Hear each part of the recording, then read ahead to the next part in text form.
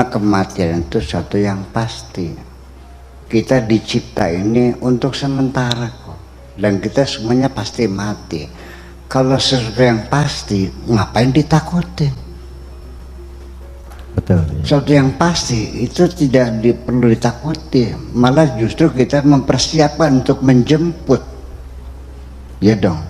Kematian itu sendiri. Iya, dan hakikat kematian itu sesungguhnya adalah dalam agama Islam namanya juga kembali. Dan pemikiran beliau yang cenderung mengarah kepada pemikiran yang liberal, yang tidak sepaham ataupun tidak selaras dengan pemikiran-pemikiran yang dianut oleh kaum Islam fundamentalis, yang tentunya hal ini memberikan suatu pemahaman bagi kita betapa banyaknya ataupun betapa luasnya pemikiran Islam, tetapi kalau sampai menimbulkan suatu pro kontra, itu juga hal yang tidak baik. Meskipun beberapa pemikirannya perlu dicermati, perlu diberikan tanggapan-tanggapan, karena boleh jadi dalam hal-hal tertentu Kiai Buya Syakur memberikan pemahaman-pemahaman yang kurang tepat, meski pada sebagian besar ceramahnya mengarah pada keimanan dan kedekatan pada Allah Subhanahu wa Ta'ala. Tidak mungkin orang beriman itu meminta kemuliaan dari seseorang, ya, bukan kepada Allah. Kalau kamu pengen kaya lalu mintanya di Gunung Kidul atau di gunung apa namanya yang tempat orang nyupang tuh, Gunung Kawi, bagaimana Anda mengaku beriman minta kaya kok di Gunung Kawi? Kenapa nggak minta sama Allah aja? Kalau Anda ingin menjadi orang yang kuat di negeri ini, ya kenapa harus berkolaborasi dengan orang-orang yang memusuhi Allah? Itu yang menjadi persoalannya. Wa ma yatlubul izzata wa nusrata wal quwwata inda a'da'illah. Jadi meminta kemuliaan, meminta pertolongan, meminta kekuatan kepada musuh-musuh Allah, wa yu'minu billah, padahal dia mengaku percaya kepada Allah. Apa dasarnya? Gitu. Wa ma'ahwajan nasan, betapa manusia sangat membutuhkan mimman yadda'unal Islam, ya, terhadap orang-orang yang mengaku Islam.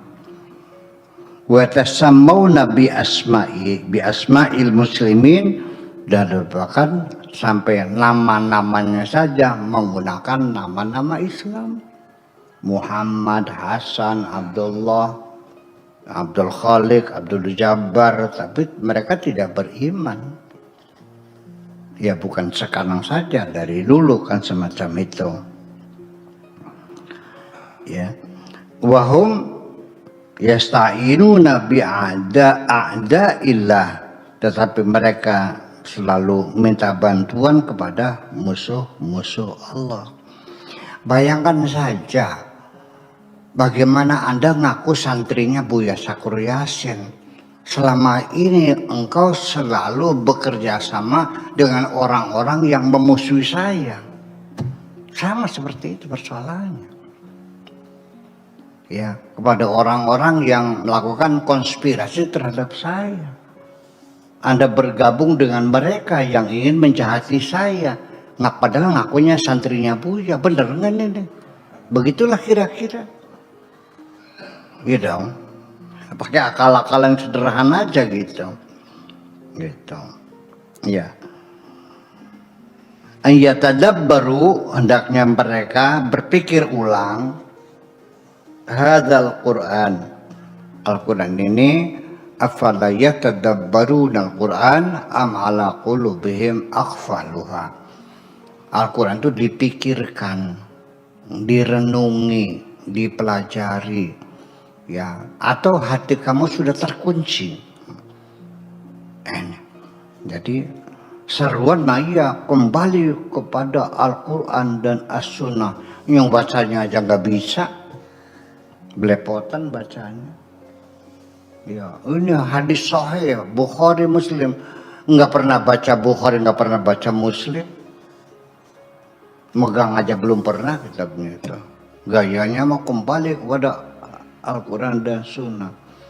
Ditanya Qurannya nggak tahu, ada Quran, hadisnya juga nggak tahu. Nah itu. Ya, semacam itu. In kanat bihim rughbah fi an yakunu muslimin. Kalau memang mereka punya keinginan untuk menjadi muslim, ya silakan. Wa ila fa innallaha ghaniyun 'anil alamin. Kalau kamu tidak, ya sudah nggak apa-apa. Allah juga nggak butuh sama kamu kok. Mau masuk silakan ya silakan. Allah tidak butuh kepada kamu. Ya. Wa mimma yulhaqu bitalabil izzati indal kufar, yakni sama dengan meminta pertolongan kepada orang-orang kafir, wa wilayatihim, dan memberikan kekuasaan kepada mereka, ya, min dunil mu'minin, bukan kepada orang yang beriman, ya, al-i'tizazu bil abai, merasa bangga kagum kepada nenek moyang, kepada bapak tua, kakek-kakek, uyut-uyut, jadi merasa bangga. Wal ajdad, dan nenek moyang, kakek-kakek, alladzina matu alal kufri, yang mati dalam keadaan kafir, artinya beragama non muslim gitu. Wa'tibar anna bainahum wa bainal jailil muslim nasaban wa qarabatan, dan mengklaim adanya nasab, turunan, hubungan persaudaraan, menjadi anak cucu mereka, merasa bangga dengan orang-orang tua kita yang berbangga, padahal mereka non muslim, orang-orang kafir. Ya, apa itu fotokopian yang jelas, kama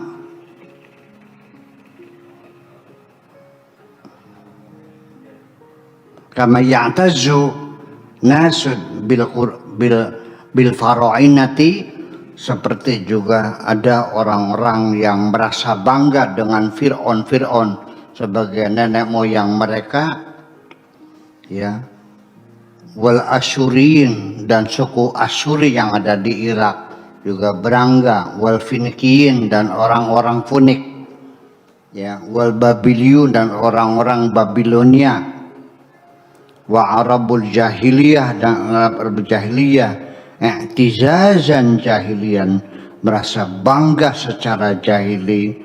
Wa hamiyatun jahiliyah, dan juga merasa bangga dengan kehebatan orang-orang zaman jahiliyah.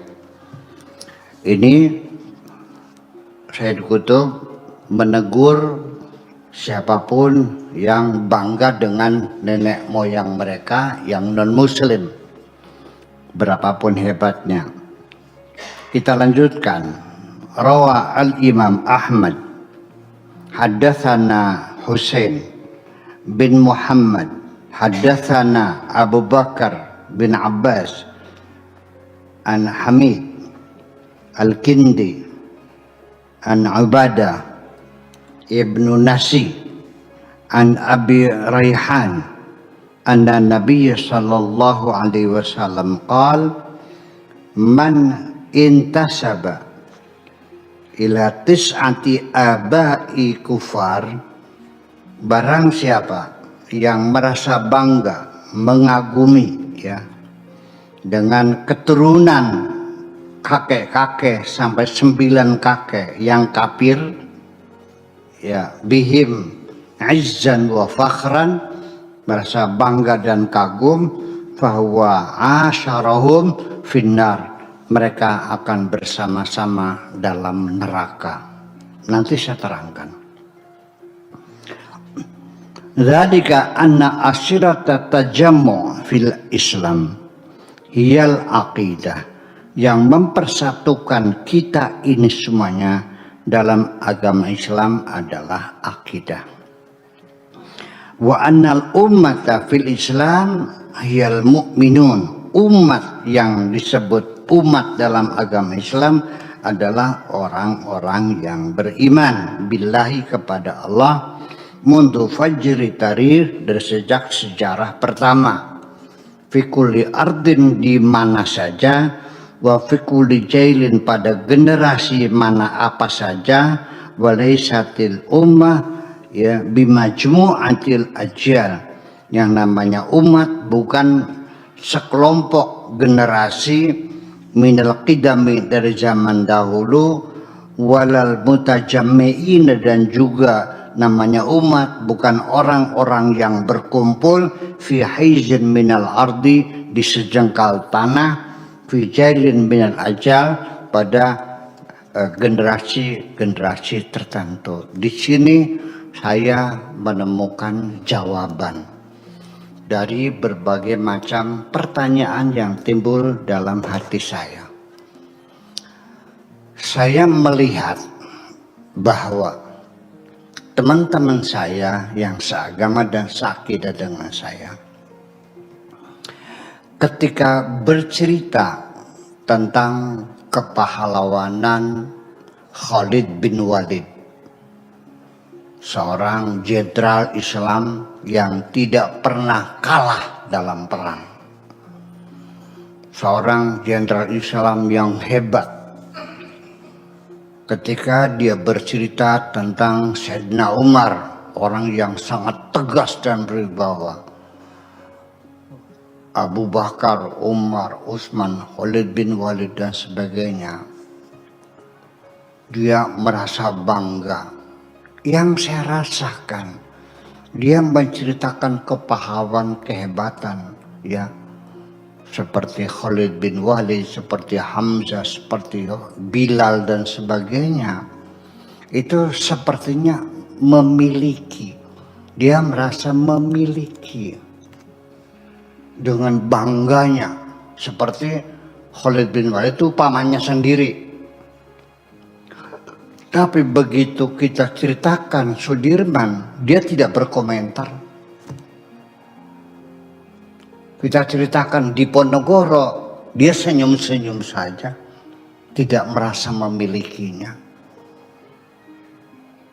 Imam Bonjol, Diponegoro, Bung Tomo dan sebagainya, apalagi Gajah Mada.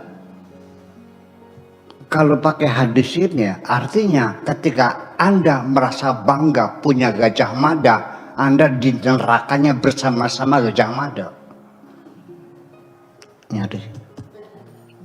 Ini perlu ditinjau kembali, ya, mesti direvisi lagi penafsiran semacam ini. Ini mementahkan nasionalisme kita, mementahkan kepahlawanan kita. Kita tidak boleh bangga dengan nenek moyang kita yang telah berjasa karena agamanya beda, nanti di nerakanya bersama-sama. Mana mungkin kita dilarang untuk menghargai, menghormati para pahlawan yang mendirikan negara ini dan diancam nanti di nerakanya bareng-bareng dengan mereka. Ini perlu direvisi lagi, Nenek. Ini dicatat nih halamannya patotannya, ya, 780, ya, tafsir fi dilalil Quran, semacam itu. Jadi umat Islam itu umat yang satu akidah. Jadi kalau yang di luar itu ya akidahnya beda, ya tidak akan masuk surga kan gitu. Dan kita tidak boleh menghargai, menghormati, merasa bangga punya pahlawan yang ikut memperjuangkan apa itu Patimura dan sebagainya. Bayangkan terjadi missing link, kita akan terputus dari sejarah peradaban kita ini. Makanya saya kan sering bertanya, kamu orang mana? Kamu bangsanya apa?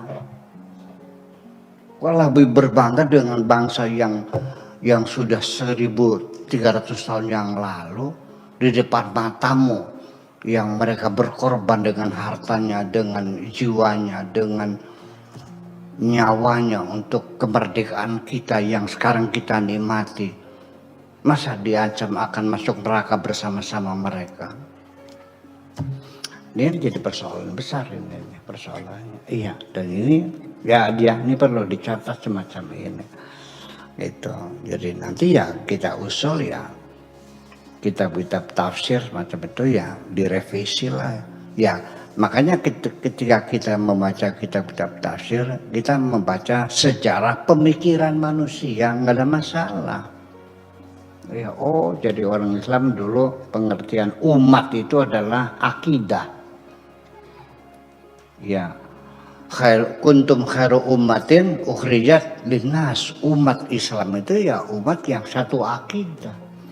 Kalau bukan ya bukan umat. Ya, jadi bukan komunitas yang ada di suatu negara, bukan sekumpulan generasi yang ada pada zaman ini, itu bukan umat. Umat itu ya akidah. Nah, itu agama Islam itu soalnya. Dari yang lain bukan umat. Ini nanti kita kembangkan dalam tanya jawab lah, gitu aja. Makasih, gitu aja. Assalamualaikum warahmatullahi wabarakatuh.